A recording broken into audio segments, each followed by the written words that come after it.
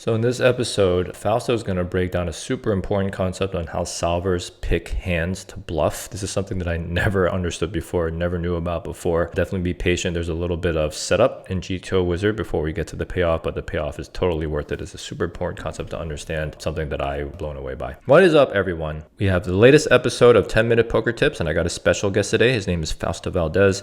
He is a super pro, in my opinion, in the tournament space. He's also a poker coach. Ton of earnings. This guy is just like one of the toughest people at the table that I get to play with. So thank you for coming on, Fausto. Yeah, for sure, man. It's something called like relative bottom. So I know like a lot of people, and I know you're like this too, Derek. We like to check the solver. Did we mess up or something? Like what would the solver say? And the thing is that it's a bunch of bullshit.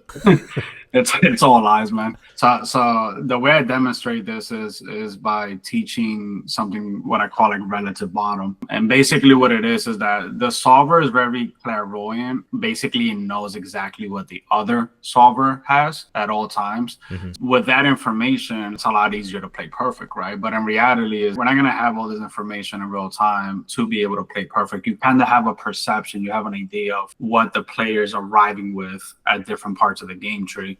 And then you do XYZ, right? But like we're not going to have that clarity. So it's more important to like look at the solver and understand the intention, understand what it's intending to do with its actions, right? Like not copy and paste, but what is the intention here? I could demonstrate that with this example as well as teach everybody. When I get to different parts of the game tree with different ranges, my bluffs actually look completely fucking different, right? Huh. What I'll do to demonstrate this concept is I'm going to pull up a single raise spot where we're like under the gun opening versus a big blind. And then I'll do blind versus big blind just so we have one tight range, one wide range. Then I'll do a 3-bet spot and a 4-bet spot. And we're going to have different ranges in those spots. And then let me just quickly show you when we're under the gun, we're going to have like this range. Now looking at the actions, if you just look at like the hands that are available, we visually see this is the range. And then if we look at the buttons range, we can see it's much, much wider from compared to under the gun. And then we're going to do a 3-bet spot where the button versus like hijack will have a different range, right? So we'll say he's 35 bigs here, and then it's hijack versus button in a 3-bet pot. For the last finale, we'll do a 4-bet pot. So now that I got that set up, I'm going to take every spot and just go to the river. And basically what I want to show is under the gun, at this spot we see he wants to go all in for 146% pop. And let's just look at the bluffs, right? So we look at ace high, king high, no made hand. And we're looking for this red. So the red here for me is the jamming part. We can see in this specific run out at this stack depth, we see that the bluffs are like a mix of ace king, ace queen, king queen, 10-9, 7-6, right? So that's the bluffs here, right? And just kind of like keep that picture in mind. I'm going to do the same thing here for like the button now. And we see that the button also wants to go all in for like infinite. Let's look at what the bluffs look like. Ace high, king high, no main hand. And right away, we could just see ace king is no longer here. King queen is a little bit different than before from under the gun. We're seeing new hands like 7-6, 7-4, queen 4, king 4, 9-7, right? So again, if just looking at the red, completely different than what under the gun was doing. Now let's do the same thing for like the button who 3-bet here.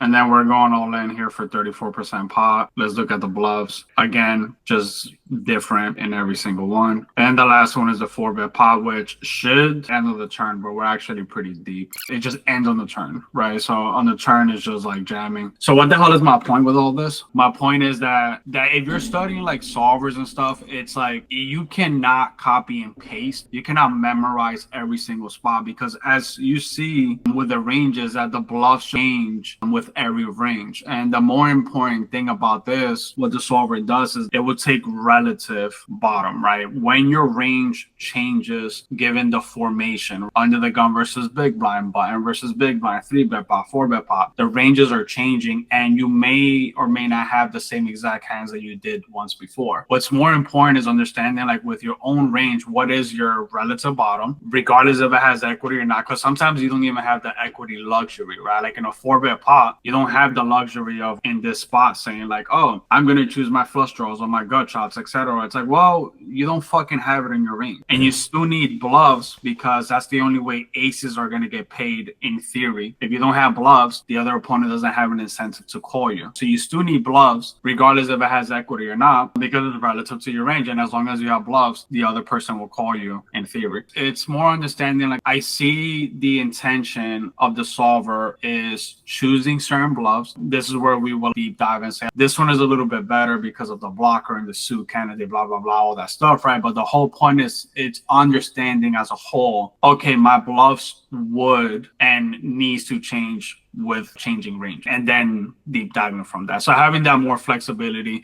and making sure that when we're studying, we're not trying to memorize shit, because it's impossible and it's just completely unnecessary when you're doing it in practice. So let's just say in one of these situations, the under the gun player is the aggressor. So what is the value of the button understanding what the relative bottom of the under the gun is? What should he be doing with that information? Yeah, it's understanding like ace king here. We see that for under the gun relative to the range, like you're running out of options, right? Given how the run out is, what your range is, what would you prefer? And sometimes we don't have the luxury of not bluffing ace king because ace king usually beats all the air, you know, and ace king may have showdown as little as it is. But when you look at the range, like there's just not a lot of options to choose from. In this scenario, I'm actually going to have to bluff ace king because it has probably blocker properties to the straight, the jack X, etc. And I don't really have much else to choose from. Like I feel like king queen may be a little bit better, but the solver knows better than me, so it's choosing ace king. And then coming around and saying like, okay, that's fine for under the gun, but when I'm in the button, it's different because ace king is no longer necessary because we have like all these fucking other options. But let's choose king 4 and not like ace king or king queen, or let's choose ace 6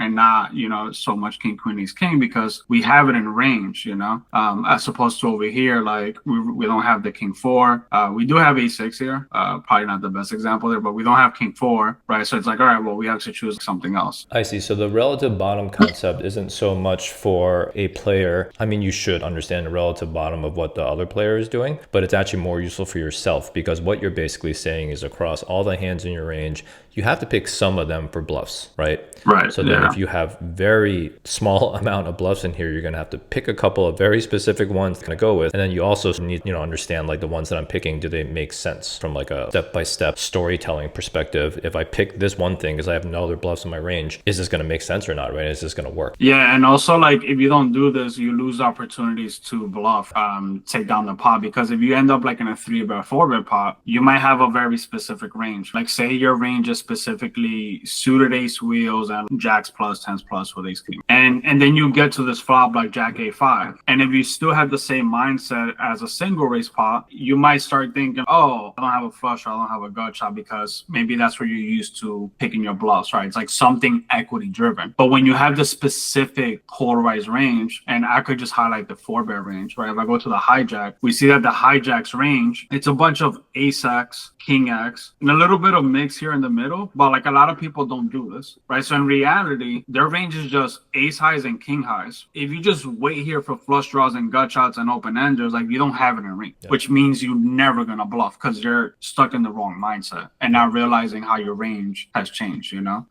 You never bluff. And then that shows in real time, right? Because action wise, there's no c-bets coming from you in this spot. So when you do c-bet, it just looks nutty. So I'm like, all right, well, I'm not gonna give you action now because you're nutty. It's so interesting because you're right that there are definitely going to be spots where I'm just like, I don't know what I'm going to be bluffing here, so then I would just choose not to. But basically what you're saying is by understanding relative bottom, there are just a couple of these hands that you kind of need to pick to go with. Is that right? Yeah, sometimes you got to bet like pure air and it makes no sense with the board. But the underlying reason is that if you don't bet something as a bluff, the other opponent has no incentive to call you. And then your aces and kings that wants action won't get action. I suppose, how do you balance that? So especially in poker tournaments where I feel like each spot is kind of super important, especially like on a day 2 or something like that, right? Where you're basically putting your entire stack in your tournament life at risk. So how do you use this almost like selectively or intelligently? I mean, is it every single spot you're trying to pick 1 or 2 hands from relative bottom? How do you decide like not to go with a bluff in a specific hand? Yeah, so you got to pay for coaching. The way I go about it is I kind of understand like the spectrum of like my personal range. So like I understand like I have a mix of suited like wheel aces and then like a mix of offsuit like Broadways, whether it's like king, queen, ace, jack, ace 10. For the sake of simplicity, I'll choose the absolute bottom and not the middling cards. Here for the button on the turn, we see this, right? So we see king 10-0, queen 10-0, king 7, etc. So if I were to like use this range, what I would do is one, pick anything with any resemblance of equity. So if I do have like a gut shot or a good flush draw that I don't mind betting and facing a jam, like I will bet that. But then I will like recognize like, oh, I have ace 3 and ace 3 is pretty much near the goddamn bottom of my range. Like it almost can't get any worse than this. So I would just like bet this. Regardless, we see here that the solver has some blue in it with checking, right? So it has a lot of checking here technically, but it's not so much necessarily that, but me finding a frequency that kind of matches this without going overboard. And the way I find it to be easy, it's like, all right, well, let me pick a mix of like good equity hands if I do have it. And then also recognizing I don't have much worse from ace 4, ace 3. So I'm going to pick this, maybe ace 6. And then on this side, I'll pick like ace 9, king 10, because it doesn't get much worse. So like I'll pick this, but if I have ace king, I'm like likely to check. That's one way of doing it. As well as like within those candidates, trying to, if possible, do end up with king, queen, or ace king like a little bit higher. I'll pick something that has like at least a spade in this case, because it's important to like block continues. So if we want to block continues, that's not gonna like jam on me, or continue because I'm trying to get folds. So it's like a mix of all that, like suit properties, equity properties, and then bottom of range properties. I think this is such a great example of something where a lot of people think that solvers and GTOs is super not relevant to live poker, but this is a super advanced concept where you're taking the outputs of a solver and really applying it in a analytical and precise and statistical way on when to bluff, but this is what makes it so scary. So I think when you're on the other side of somebody who's doing these kind of things,